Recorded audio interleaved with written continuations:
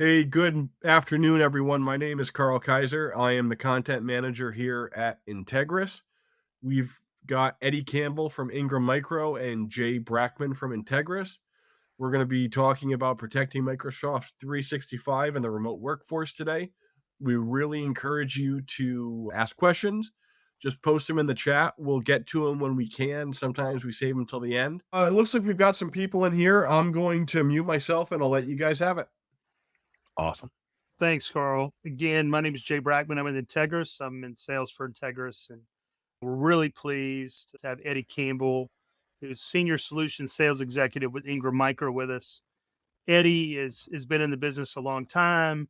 He's worked with several different companies, and he specializes in the Microsoft cloud. So we're really privileged to have him with us today.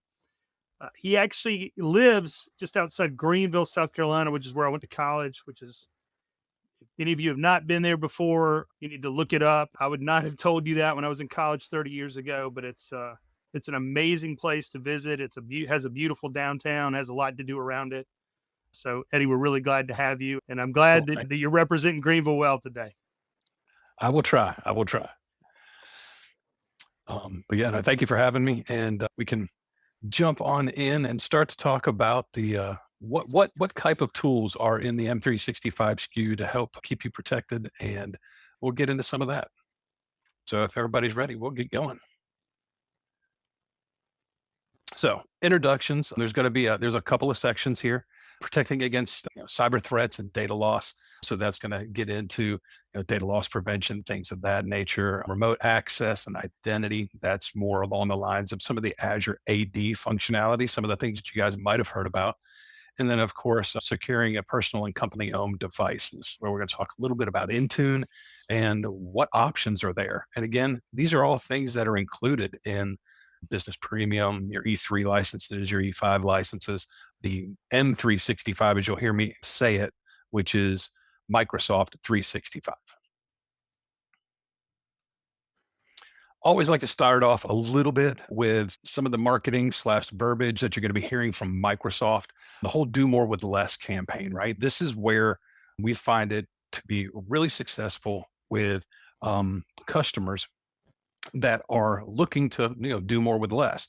And when we went through the next slide, I'll kind of get into this, but when we went through some of the changes with COVID, right, it was one of those pieces to where we wanted to make sure that everybody had all the tools they needed to be able to work remote, for the company to still function as they would as if they were at the brick and mortar, or as close to that as humanly possible. But the bigger piece behind all that was not just the collaboration side, but it was the security side, because now you've got your workforce dispersed all over the place. How are you going to keep that company data secured? How are you going to keep them interactive? And that's kind of what we're going to start seeing here in just a few. But this is almost the same statement: is doing more with less. With inflation doing what it's doing, the prices of everything are on the rise. That hits companies' bottom lines pretty hard. And so what can we take and help you with being able to implement some of these changes and utilize some of the features and functionality that you may already have? So this is one of those slides that it's basically the same verbiage, but take and show that as your cost lessens with the Microsoft side, the complexity is also lessened because of this one reason. If you take the Microsoft feature set and you are deploying it into your company, and you want to be able to take and use all your Office things that everybody's used for years and loves, that part is there. The security piece that comes behind that, since it's all built by Microsoft, with Microsoft taking it and understanding what they have to not only have to offer, but how they need to take and secure it and get into where they layer in some of the security options for you, so it's not a single point of failure, is really starts to speak volumes in and around how they have taken and really stormed the market. And what they've done is, I don't have a slide for this piece of it, but I think it's important to hear, is that Microsoft used to be, hey, Microsoft is the Office suite that everybody loves, and they also do some security pieces. When COVID kicked off, they took and changed that up to being able to say, hey, we are a security company first and foremost now, And you also can still expect the great features from your Office slash M365 licensing. They went from spending $1 billion a year in security to $5 billion a year at the beginning of COVID and committed to doing that for the next 5 years. So while we're seeing some really cool options, some really cool things coming through and being added to what is available for security, we're going to see a lot more, and it's going to continue to grow and continue to build.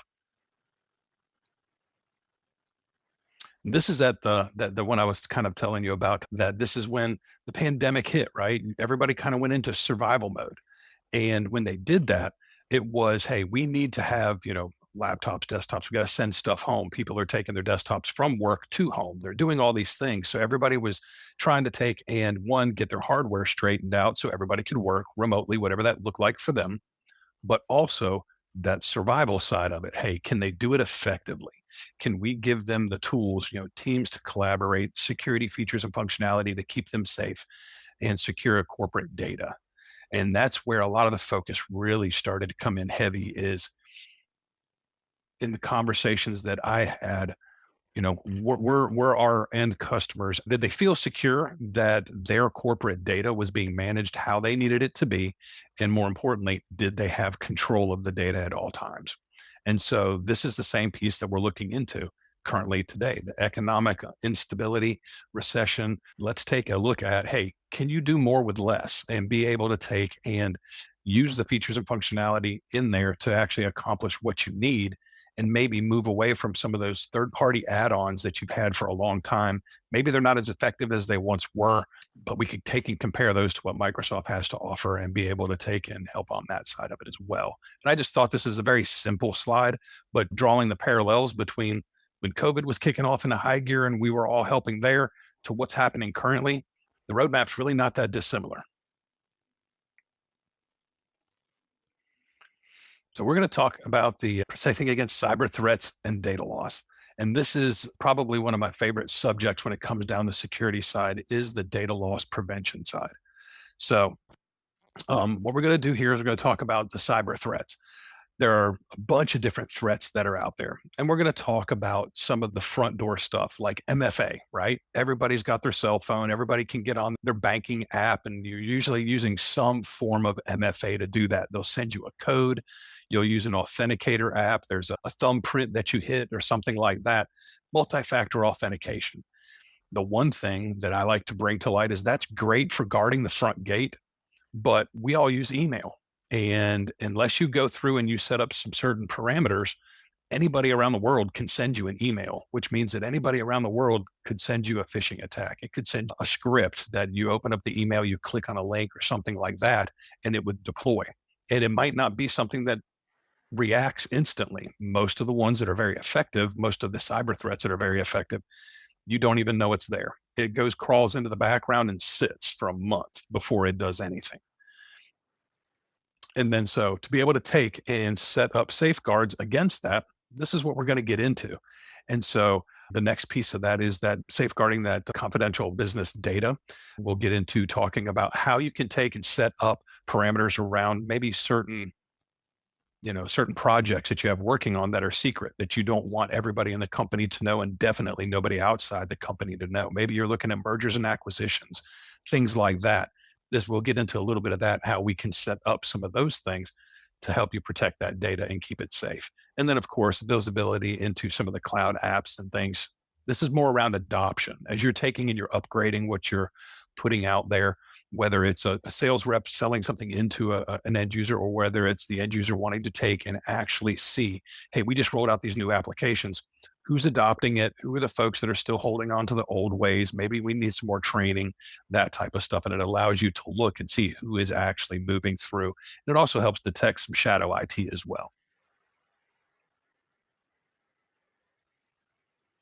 So here's where we got Defender for O365. The name recently changed. You may have heard it being called Advanced Threat Protection back in the day, which to me makes more sense. But Microsoft likes to change the names of things on a regular basis to keep everybody confused.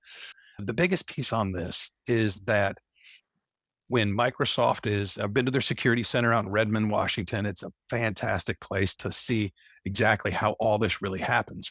But if you think about it from this perspective, Microsoft has just a gigantic view of what is happening in the world of the internet. And what that means is they watch for authentication habits and patterns. So as somebody's logging into Azure, as somebody's logging into their M365, it's authenticating. Every person that authenticates, that message is viewed, how it's being done. And so Microsoft, as I call it, has a huge optic that nobody else has. When you're looking at they analyzed, the last numbers I saw was in the trillions of signal threats weekly. It wasn't daily, but it was in the trillions weekly. And then billions of emails that are sent monthly, all these different things. How many people authenticate? Millions of authentications a day. And so as they're watching these happen for your safe link and your safe attach, they're watching those emails as they go through. They've got a blacklist that they can check these against and go, hey, yep, these are known offenders, but here's some new stuff. And they've got the capabilities to grab that before it hits your inbox, check it out. And they do that through some AI and machine learning that's watching it. And they will kick it over to one of those 5,000 security reps that Microsoft has employed to go through and dig in and go, okay, this is what's going on. If it is malicious, they take and they build a definition for that, and then they deploy that out into the world. So they're not just watching this in the States, they're watching this around the world. This could be happening in China, Russia, wherever. And when they see some of this activity and they actually track this activity. And so as they're going through and doing that, we're getting the benefits of them catching something early before it reaches our doorstep and vice versa. So it's a really good way for us to explain what the type of view that Microsoft has into that. And then I'll mention one other thing that always got me when I saw it the very first time. It was not only the Bing website and all the different pages and all the content, they scan all that stuff, but think about the Xbox. How many Xboxes are in people's homes around the world? That is also linked to the Microsoft network. So they can watch the authentication there as well. So it's really kind of cool when you start backing up a little bit and taking in the broader view. When people say, hey, Microsoft are that, what would make them better? Just that view alone gives them an edge on everybody. And so when you look at something like this, which we call the safe link and safe attach, if there's a link that is sent to you and it's from a known good source, you click on it, you go about your day. If it's something that somebody has sent you that might be new, it's from a brand new person that you've never communicated with before, you should look at it a little closer, right? Take 2 seconds. Even if it's from me, I had somebody that was trying to spoof my email and they changed my email address because I spell my name, as you can see it up there on the screen, is EDDIE. They changed it to EDDY.Campbell at, it was a different company at the time. And were trying to spoof everybody on my list. And I was like, boom, I shut it down and, put a message out. Hey, somebody's, done some things. And if you see this, don't click on it. So if you receive something like that from me and you notice it, be wary. And so one piece of advice I do to give is if you click on a link and it sends you somewhere and it comes up with a screen that says, hey, sorry, this link has moved. Click on this next link. Don't do it. Because if you have to hop multiple times, what you're doing is getting further and further away from any secure environment. And so with that could be a malicious link to do a number of things. Excuse me. On the other side, so that was safe link. Safe attachments, same thing. Microsoft's not going through and reading your emails and your personal stuff. It's really the ones and zeros of it, right? If you have an attachment and it seems suspicious, by that, they've got a list of criteria that would deem it to be potential, harmful. They'll take and they'll sandbox it. And what that means is they put it in an environment that they will let it do whatever it was meant to do and watch it. And in that way, everything around it is safe, but they can kind of deploy it and see what kind of harm it was looking to do, or if it was harmful at all. And so in that piece of it, when that happens, if it is harmful and Microsoft catches it, you'll get an email. It may be that exact email, but without that attachment on it saying, hey, harmful attachment was removed from this. You may want to contact the sender or something of that nature. So just as a piece of what I like to call network hygiene, if you are we're all pretty much end users of the Microsoft product, just looking out for a couple of those things can help go a long way so that you're doing your part in watching what's going on and making sure that you're not clicking on some malicious stuff. Any questions? I don't see anything in the chat, but if something comes up, put it in there. This next piece, DLP and Azure Information Protection. So DLP is data loss prevention.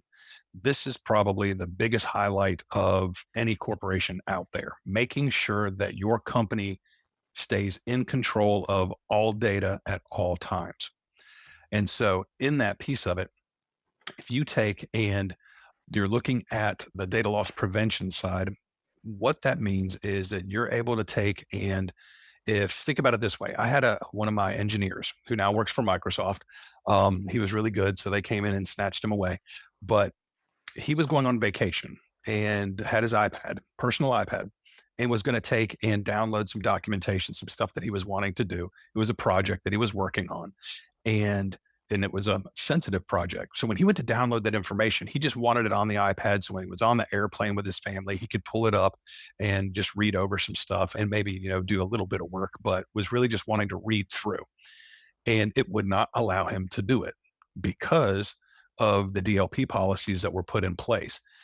It didn't restrict him from accessing the data remotely. It just would not allow him to make a copy of it and take it to his personal device, whether that be a cell phone, a tablet, a laptop, his desktop at home, to move it to his Google OneDrive or it's something like that. You weren't allowed to do that because it's then out of the company's control. So you can go through and you can set sensitivity labels, you can do some of these things. So whereas you're moving forward with a certain project, you could take and say, okay, these 5 people are working on this project. They're the only ones that can look at this data. They're the only ones that are allowed in that folder, basically. And so they have to authenticate as they go in. The other things that you can set up is that they can't copy, print, paste, forward it, forward the information, save it off to like I was just talking about. So you can lock it down. You can also make it to where they can change any of the data that they want to, but they have to save it to a new script so that as they're going through, you have the original document and then the one that they changed. You're never losing any data. They have no rights to do that. And so think about it from this aspect. You could also do that with HR, right? Who in HR needs to access personal identifiable information about your employees? So the most sensitive of data, you can take and you can restrict that as well. Hey, Eddie, I'm going to answer one question real quick in between what you said. After you talked about Defender before, Kelly had a good question about real quickly. Does Integris recommend Microsoft Defender over alternate security products or offered through customer server hosts, Mimecast, or Proofpoint? We do using multiple layers of security. Several people in our company obviously use Proofpoint. We still have clients who use Defender. And obviously, as Eddie says, Microsoft's putting a lot of money into this and a lot of AI to make sure that it's a product that's on the same level of every other product. We do like using layers, though. And so we do recommend Proofpoint, and we use that with a lot of our clients. But that's a good question, Kelly. Thanks for asking that. If I need to be clear, please let me know. Yeah, that is something that is a really good question, Kelly. That's the same thing is that Microsoft has a great product set, but that doesn't do everything. And so there's some things that with third party would be great to add. And maybe you've got a third party, like you were talking about, but there's a couple features in it that you need for your industry, for whatever, and the one good thing is all larger vendors, not the little small ones, but most all the vendors work really well with Microsoft. They actually have collaboration and they talk about their products with Microsoft to make sure that they are a complement and not a hindrance, right? You don't want to load something that's going to break. So, yeah, there's a lot of other options out there, and Jay and team can definitely hook you up with those if you need some. Thanks, Eddie. Yeah, man. And so this is what we're going to be talking about, the cloud app discovery. With all the different apps and things like that are available out there today, just like on your phone, right? You go to the app store, you're looking through stuff. Microsoft, if you've ever wanted to look at a bunch of really cool apps, they have thousands of them out there. And some of them are, for productivity, things like that. It is a rabbit hole that I go down from time to time, I'll admit. But so through this piece of it, you're able to take in you see the first line there where it talks about shadow IT. I was always one of those guys. Whenever I had one of my IT team come in to do something with my laptop and they'd sign on as an administrator, I would always like, can you just give me those rights? I just need to, be able to take and add this and add that and do some of this stuff. And because I knew half of them, most of them would give me the capabilities to make changes and do what I wanted to do with my laptop. But at the same time, I also had my MCSE back in the day and things like that. I knew what I was doing and they knew that. And I'm, not a malicious person. So we would go through and I could see how that could happen. But that's exactly it. The fear of that is now with today's bad actors, what happens if that laptop is breached and that person's got admin rights? That is a bad situation because then they have certain keys to the kingdom. But the way that Microsoft is setting things up is even to make major changes, you can have your IT folks have to have that authentication to be able to take and do that. And we'll get into some of the other pieces here in a minute in and around that side to help you keep that part secure. But this is a really good way to be able to look at adoption. Everybody seems to be taking and bringing up new ways for new apps to use to help their employees do business. And so there's always that one or two folks that just hold on really tight to the old ways. They don't want to change. And so you can kind of give them some runway to be able to take and start to make that move and make that transition over and not just, cut out the old app, but do it on a schedule and, make it a little more appealing for them to move over. And then when the time comes, that they've got a little more training in and under their belts, then you can move them out from under it. But this is one of those tools to help you do that. And so if they wanted to be able to take and talk a little more about this piece, we could set up a call after this one and kind of get into some of those details. If you're looking to do some major rollouts of some new apps and you're working with Integris to take and build that up, this is a good way just to take and kind of have that dashboard of who's doing what and who's falling in line.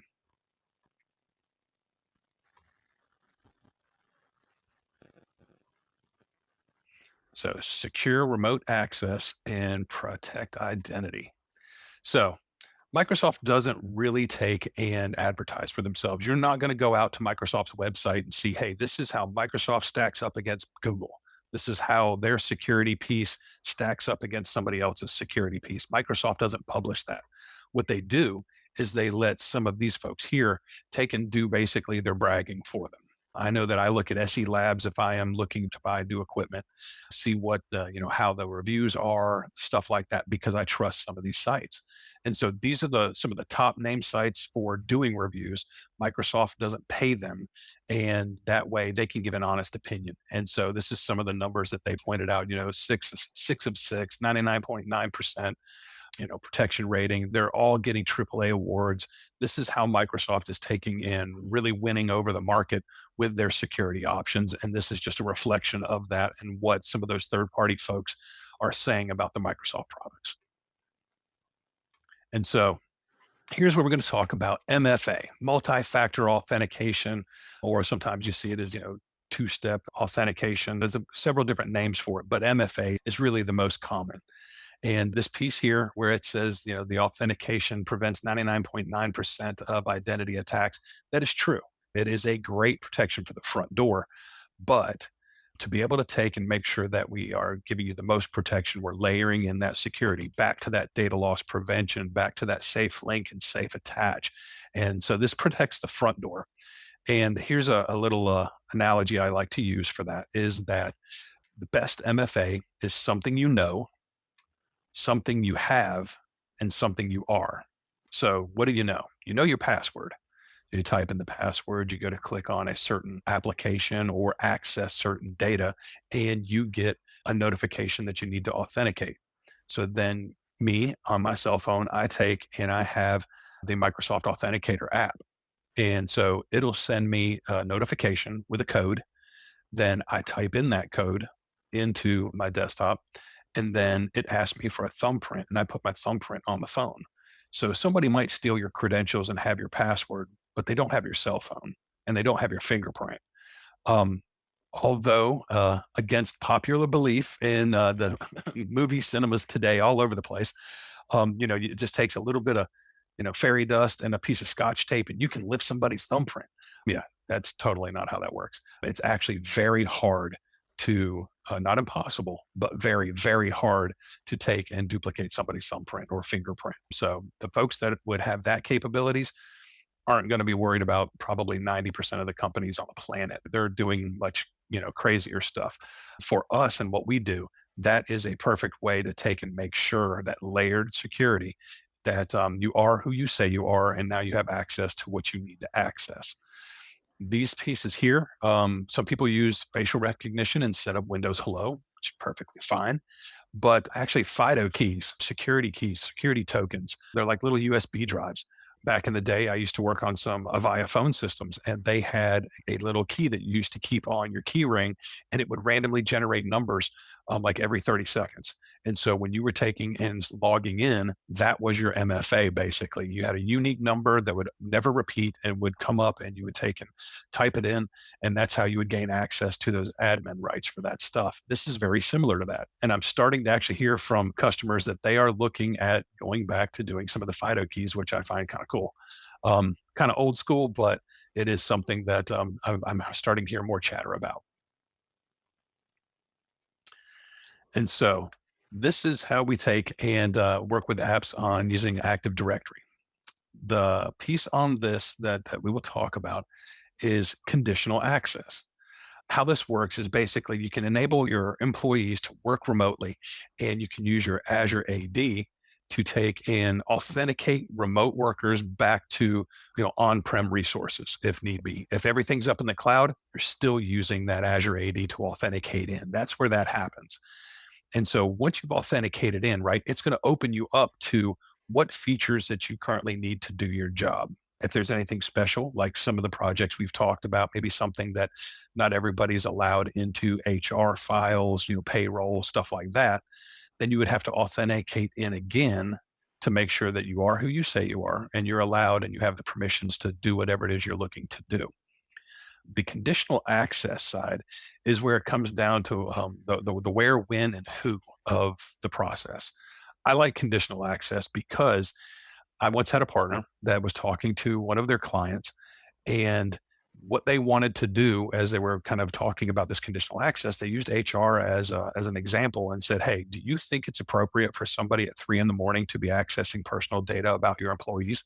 And they were like, "No, that just doesn't sound right at all." And they're like, exactly. So you think about that. Maybe there's the most highly sensitive of personal identifiable information that the people that should have access, they need to be at the brick and mortar. They need to be, either plugged in directly to the network or over the Wi-Fi. And they can only access that from 8 in the morning till 8 at night, not on the weekends and not from, Starbucks, from unknown networks. And so you can start restricting down pieces of data so that not just anybody can actually take and access that data, but you can also set those conditions around it. There's an actual piece of conditional access that you can take it to where you don't accept emails from outside the continental United States. I had a customer one time that regularly flew back and forth to Israel, and they had gone through, the partner set them up with this to block all those types of emails. He's over in Israel going, "I can't get to my email." So he had to make a phone call. They went in, made an adjustment for him being the only one to be able to access from outside the country. So you can take and you can really start to do that. If that is a concern for you, then the business premium SKU, the E3, the E5 SKUs, they all have a way to help you with that side of it. And then you can take and you can automatically remove users so that as you're going through and somebody leaves the company, you can go through and you can set those to be able to, disable them and make sure that they're not, taking data with them. And so that's part of the other side of it that we'll talk about a little bit too, is when employees leave, being able to take and make sure that they're not going to take data with them, either purposely or not.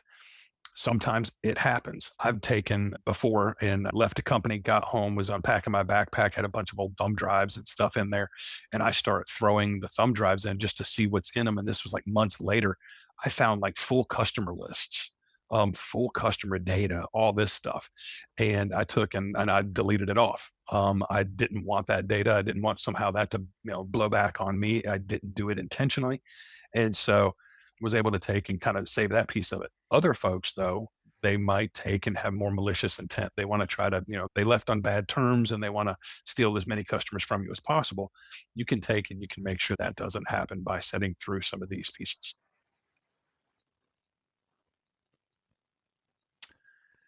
This little eye chart, this is something that I put in there just for my own amusement and for a couple others on the webinar here that will get it. A lot of times people ask about monetizing security. And this is a piece that shows it's not just the flip of a switch, right? Integris is a great group of highly trained professional folks that have been in the industry for a long time.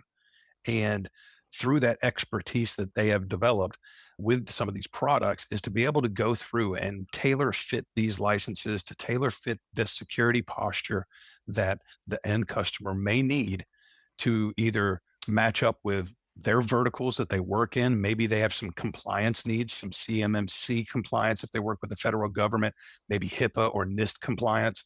Those things just don't turn on themselves. It's not a self-configuring type of scenario. These are things that you have to go through and do more than just click a button. And so I like to put this screen up here just to go, hey, this is how you set up conditional access. Yeah, there's no easy button anywhere on here, but this kind of just shows, right? There's a lot that goes on behind the scenes. And the other piece of this that I feel is really important to say is security does some really cool stuff. It's not the most sexy thing out there, right? Because not everybody deals with it.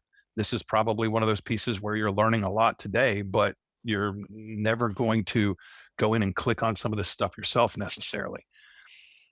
But the piece that I want to make sure that everybody understands is that it doesn't impact the end user experience. The only thing that you're going to run into is if you're going into some very sensitive data, you may have to re-authenticate in.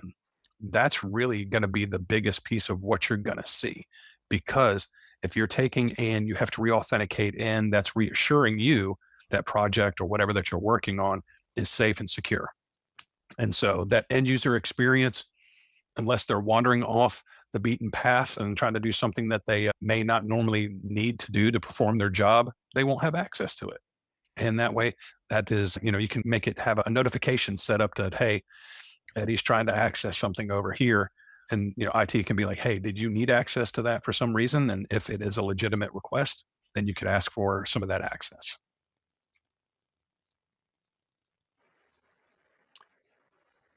Company owned and personal owned devices, Intune.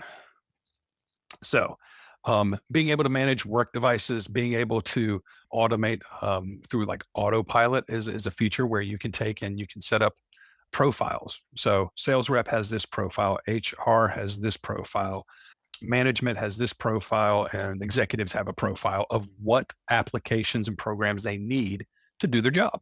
So, you can make it to where you set up these profiles for autopilot. You call Jay up, and the team sends you out, 15 laptops, and you can say, "Yep, these are all for sales reps." So when they go to log in that first time, you get that new laptop smell. You open it up and you type it in, and it says, "Hey, okay, sit back, plug it in, and sit back for the next hour as we download all the stuff." That's what it would do, but it would actually take and load up everything that you would need. And so that is something that you could take and work with Integris on as well. Beyond that, just securing the Windows device itself. And we're going to jump on over to this next piece here on the mobile device side, because this seems to be the piece that the most people are interested in, is Intune. And what does that mean? There are two different forms here that you see. One is device management and one is application management. So what does that mean? My laptop is a device that is wholly owned by Ingram Micro. And so they have full reign over that. I'm just allowed the privilege to have a laptop and use it. And so they take and they make all their changes. They do everything they need to do to that laptop. My cell phone is my device. I pay for it. It's got my apps on it. It's got, just like all you guys, you've got all your personal stuff on there, but I can use Outlook. I can use Teams. I can do all this other stuff as well. Got my OneNote on there. So I'm able to take and do quite a bit from my cell phone. And so they can then control the applications that they allow me to use on my cell phone, but not the full device. I haven't given them that permission yet. And here's the difference is that, so, something comes up, I leave the company, they can instantly go through. And as long as, my cell phone is connected to the network, boom, they can take and stop me from using those applications. They can remove them entirely or just throw such an encrypted type of password on it that I would never be able to break it. They can take and do those things. Same thing with some, tablets and some laptops and things like that. One of the guys that I work with, our very first adventure out into the Seattle area to go to the security center I was telling you guys about earlier on in the presentation. He was at the Atlanta airport and left his laptop sitting there. And I still have yet to let him live it down. So he left his laptop there, and somebody was nice enough to pick it up and actually send it to, or take it to Delta Desk. Joey had called them, and then they took and shipped it to Redmond, Washington, to Microsoft, and he was able to pick and got it like overnighted the next day. But what would have happened if that would have fallen into other hands? So as soon as it came on the network, they could take and do a factory reset. So it was totally blown away, turn it into a boat anchor. It would be useless to anybody. Or they could take and do a much heavier password that nobody would be able to break, stuff like that. So there are those options in and around those pieces. The other thing I would like to mention is that for the end user experience that I was just talking about, right? At the end of the day, the people that are actually using these tools and are getting the benefits of security and things like that, you want them to be, happy with the experience. And so as you're going through, when you set up Intune, you can also make it to where they can have no rooted or jailbroken phones to where they could be running malicious apps on their phones. You could also take that and make it set to where they are either on the very latest OS for their phone or their tablet, or two versions back, right? Because not everybody has a brand new phone, but to preserve that end user experience, you don't want somebody coming in on a 10-year-old phone and then complaining the whole time that it doesn't work right because they're running a old dinosaur of a phone that doesn't have the best app, the best OS for that experience.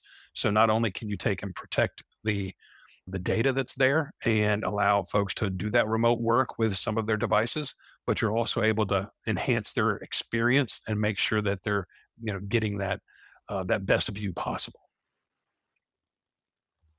Awesome. I'm going to answer this question quickly. Kelly asked a question. Will Integris offer assistance to customers with migration into Microsoft Azure and Intune platforms, including Microsoft mobile device management, multi-factor authentication, and application management products within Intune? Next question. Specifically, she wants to know if that we would do that for customers wanting to migrate away from on-prem Active Directory to Azure Intune products. Kelly, the answer is yes. We do that for clients regularly. We have more and more of our clients, and I know Eddie sees this as well. They may have moved everything to either applications or maybe to Azure, but they've continued to have Active Directory and maybe even a file server locally. And Yeah. we are moving more and more of our clients away from that. And Intune allows us obviously to set up individual devices a lot better, and it allows us more control, more security control. But it's what you're asking here is something that's very popular. And I'm not sure what location you're in, but if you're working with someone, please reach out to them. Please reach out to that location, and somebody definitely can help you. Yeah, there are some big moves going on right now with Azure and all that stuff. It's a great platform. And I'm hearing about a lot of folks they started off during COVID not wanting to move off of prem. And so they did a hybrid. And then now that it's been a couple of years and it's time to look at replacing hardware and they don't want to drop a couple $100,000 on a bunch of new servers, now it's time to move to the cloud. So it's a great piece to bring up. Kelly's got really good questions, by the way. She does. Yeah, all it took was high-speed internet. I mean, remember when people had bonded Cs 16, 17 years ago? You couldn't do it. And now that people have high-speed internet and possibly 2 circuits or more, it makes sense to work in the cloud. Yeah, I'm in a newer neighborhood. I think our house just turned 4 or 5 years old, and I've got a gig fiber that literally comes up under my desk, and that's what plugs into my laptop. So it's just, it's crazy. Wow. As I could still hear the chimes from the old dial-up modem going in the back of my head. Yep. So this is a really good example here of that personal data and not being the data loss prevention on a cell phone. This is basically what maps this out. So, the company owners that are on here or the sales reps that are talking to company owners, this is a really good slide just to visualize that, right? Because one of the biggest pieces that you want to make sure as a company owner is that your data is secure, that it doesn't get outside of your control, And it's not because you want to be controlling, it's that you want to be safe and you want to make sure that your data stays yours and it doesn't get, outside the realm that you have no say so on what's happening to it. And so here's a good visual, right? You've got a little makeshift cell phone here, and as the information comes in, okay, you get an email attachment and it's an Excel file. You can copy it, but you can't paste it to a personal app. And it says, here's a Word document. Yep. So you can copy, you can paste it. But again, you can't save it to personal storage, to your Google Drive or to a local OneNote or Dropbox or something like that, unless it's approved by the company. You can do those things. It's just if you set it up to where you don't want that to happen, then this is what that looks like. And so if you have your OneDrive for business, you're actually using your corporate OneDrive.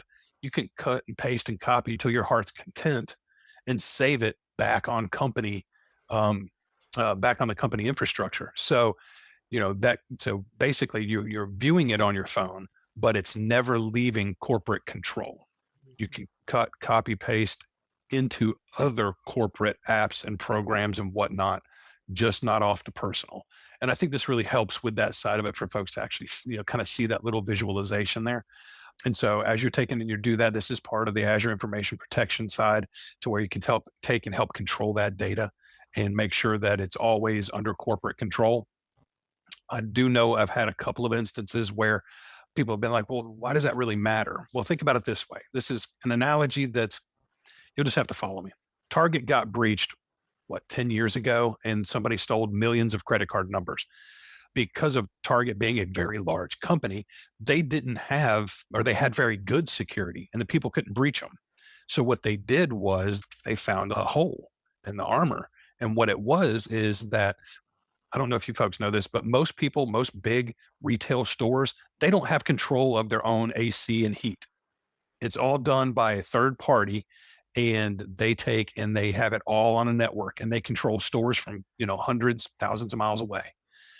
And so what they did was they breached the AC company because the AC company that was controlling it didn't have the security features in place. Because if you think about it, their thoughts were, we don't hold people's credit card numbers. We don't have access to that data and all that stuff.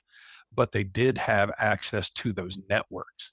And so they breached the HVAC company, and that's how they got in through a back door and were able to take and steal those things. Same thing with this side of that data, the information protection side, is that if you take and you steal that information, or steal it, I'm sorry, if you take and you offload that information and I've got it on my personal computer at home, what's to say that somebody goes, hey, we want to breach into Ingram Micro, one of the largest, distributors, yada, yada, and all this stuff. Why don't we start looking at their employees? Everybody's got LinkedIn that could find me and come in and, my security here is pretty good, but not everybody's is. And they could come in, breach me, and come in the back door somehow, some way. Now we've got authentication set up, all the things that we just went over to stop that, but not everybody is set up that way. And so this is just one of those pieces that I like to kind of share that side of it, just so that we're all thinking the same way. And then this here, Defender and Intune. So there's a couple of things that you would need to make sure that you're running the Defender and Intune properly. You require the automatic updates on the Windows 10 devices to protect against malware. I know it's really hard to see on the screen, but there are some different features there, like BitLocker encryption and things like that. These are all pieces that come with the Microsoft SKU. So when you see, hey, you need this, most of those things are included in Business Premium E3 and E5. When you take and you want to go to the next level of one of these, then you would see what we call P2, or basically it's plan one. Plan two's got little extra features. Maybe it's got some extra stuff because they need it for handling a customer that's 3,500 seats, not 50. That's some of the differentiators when you start looking at plan two pieces. But there might be some options in there that would be viable for you to take. And all those things are a la carte if you would need to take and add those. And Integris can help you with that as well. Well, flew through that just about on time. So we've got a couple of minutes for some Q&A. You did. Thanks, Eddie, for going through that. That was very insightful. Yeah. Anybody have any questions? Kelly asked a couple good questions. Anybody else have? I have a couple myself that are just out there, but I'd rather hear from the crowd if anybody has anything that came to mind as Eddie went through those slides. Well, Jay, maybe you ask your questions and we'll spark some Yeah. conversation out of the others. Everybody's always afraid to raise their hand first. All right, I'll be the first. I never was afraid to be the first in school. All right, well, Eddie, obviously ChatGPT is big today. There's a big discussion on that. You mentioned some AI early on that Microsoft uses, and I'm not telling you to speak for Microsoft. You might just rather speak for Ingram Micro. But what are the recommendations on using ChatGPT today, and what are the security risks potentially for using it? Really good question. I think the security risks, we'll talk about that one a little bit at first. I don't think they're fully realized yet. There are some things that are really great about using the ChatGPT. I'm actually trying to learn a little bit more about it and play with it. Microsoft has some products coming out that are going to be really utilizing it and are very interesting, could help me do a lot of the work that I do today. And so I'm kind of excited to learn about that, but I'm also very cautious because I'm kind of more of a realist and looking at Chat GPT. So I think we've even got a couple of tools that Ingram Micro is going to be rolling out, but it's from more of a support side of it. You can come in and you can ask certain questions. And of course, it's adapting and it's always learning. The more that you use it, the more it's going to generate better content, things like that.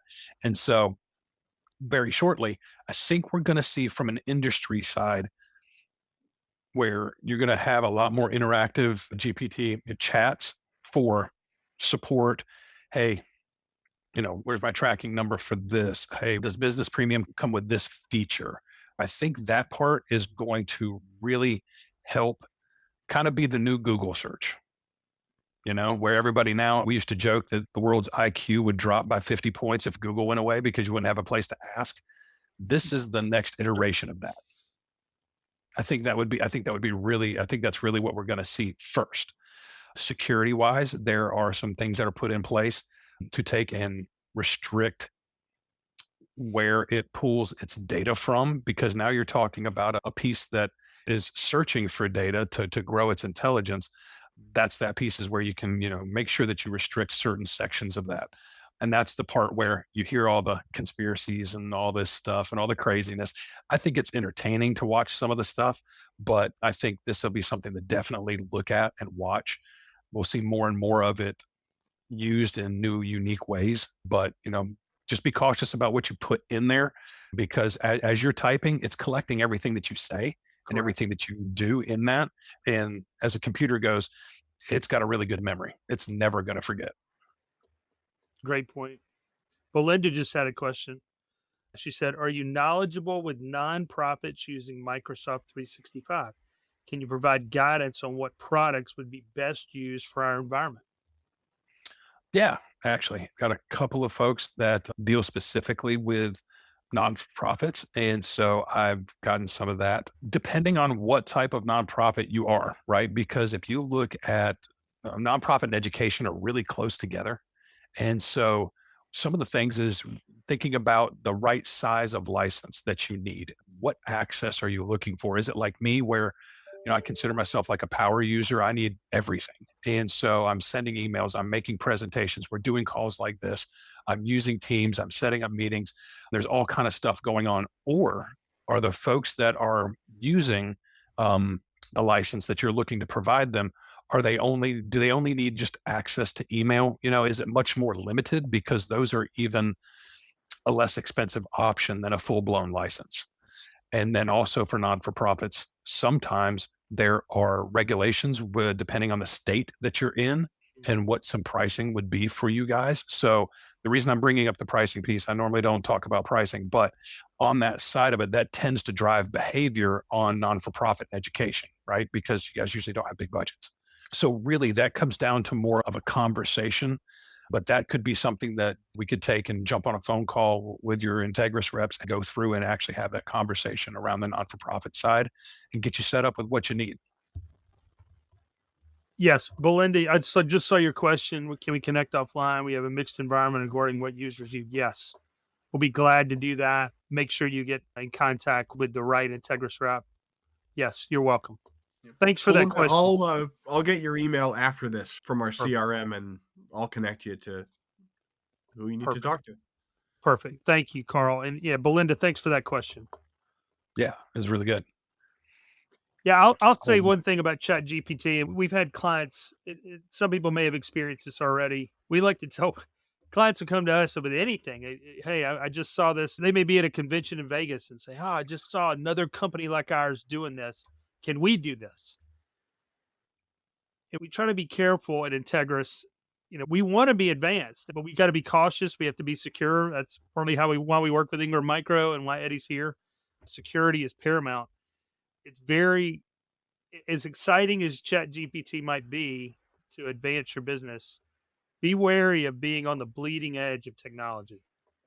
The closer you are to the bleeding edge, the closer you are to bleeding yourself. So be aware of that. I think, like Eddie said, I think the long-term ramifications, the long-term prospects for ChatGPT and AI in general are incredible, obviously. But we got to be careful. I'll leave you with one story. Kind of hesitant to share it, but I'm going to do it anyway because that's kind of mood I'm in today. So this was a conversation that I was having with a major vendor, and they were talking about that they were talking with one of the engineers and stuff like that. And it wasn't a scenario that he was present for. So he made that known. But this was a GPT and an AI, because some of them are backed by AI, some of them aren't really. And this one was. And so what happened was that the AI was looking to do a thing, and it came up, it went out to a website, and this is all happening on the screen as it was being explained to me. Comes up and goes, "Bink, are you a robot?" And so normally that, would stop most robots. This one, it didn't. This one, where you have to go, you got to click on how many stop signs do you see, that type of thing. This went and hired a human being online and said that it was visually impaired and needed somebody to be able to take and do this for them because they needed access to this site to go do a thing. It literally hired and paid for a person. The person came on, tink, tink, tink, tink, tink, did it. And then the AI accessed the website. So not only was it able to see and look at that, it found a solution for its problem, went around, got human interaction where it needed it, and then proceeded along its way. So, That's scary. if it's open AI, be weary, be smart about it. I still think there are huge possibilities for what this stuff could do. I think there's a lot of great stuff that it's going to help accomplish, but Agreed. you've got to do it in certain guidelines. Totally agree. Yeah. Yeah. And I just thought that was an interesting story. I was like, even if it's not 100% true, it's still that mindset of, hey, it's capable. So be the thinker behind the keyboard. Don't necessarily let the machine do the thinking for you. Totally agree. All right, gang, that looks like the end of our time. I want to thank everybody for coming out. I want to thank Eddie and Jay for sitting here and going through all that with us.